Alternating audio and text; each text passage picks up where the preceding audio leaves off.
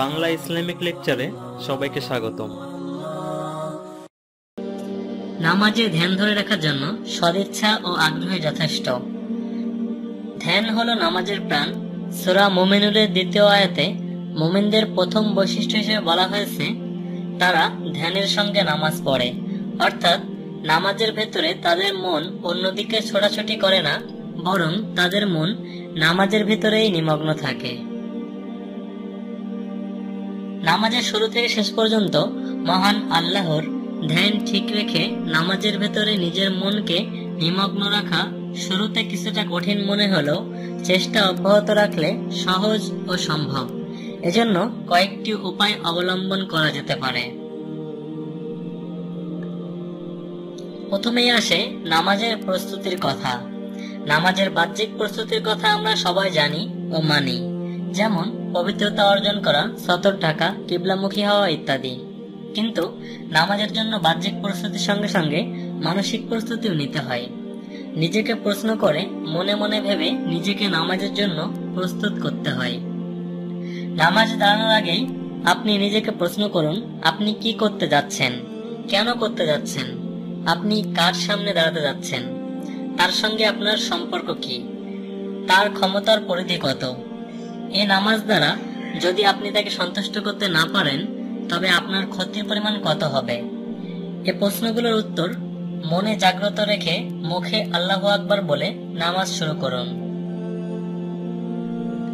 নামাজ শুরুর পর থাকুন, আপনি আল্লাহকে দেখতে না পেলেও তিনি কিন্তু সরাসরি আপনার নামাজ দেখছেন, আপনি তার সামনে আছেন।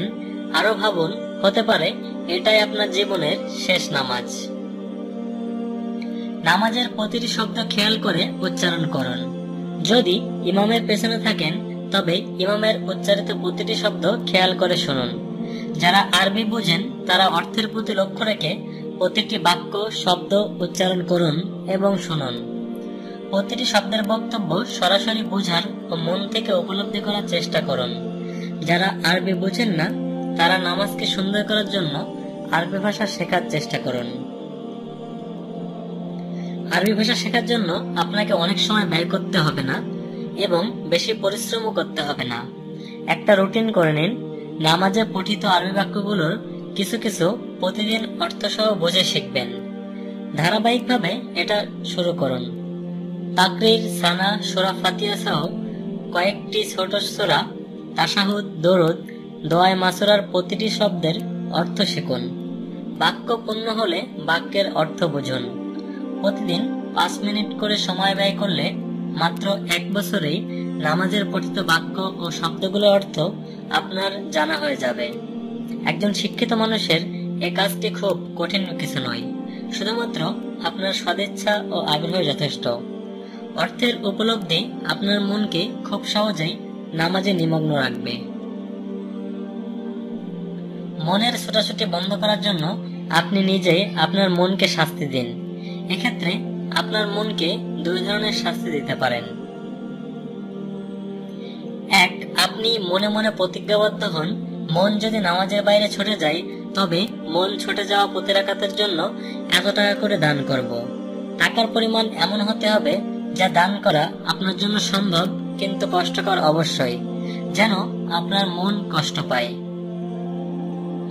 2, মন ছুটে যাওয়া প্রতি রাকাতের জন্য 4 রাকাত করে নফল নামাজ পড়বেন। উপযুক্ত উপায়গুলো অবলম্বনের পাশাপাশি আপনাকে আরো একটি কাজ করতে হবে। সেটা হলো আপনার নিকটতম পরহেজগার, সুন্নতের পাবন্দ, দুনিয়াবিমুখ কোনো আলেমের কাছে যাতায়াত করা ও তার সান্নিধ্যে থাকার চেষ্টা করা। প্রতিদিন নতুন নতুন ইসলামিক ভিডিও পেতে আমাদের চ্যানেলটি সাবস্ক্রাইব করে রাখুন।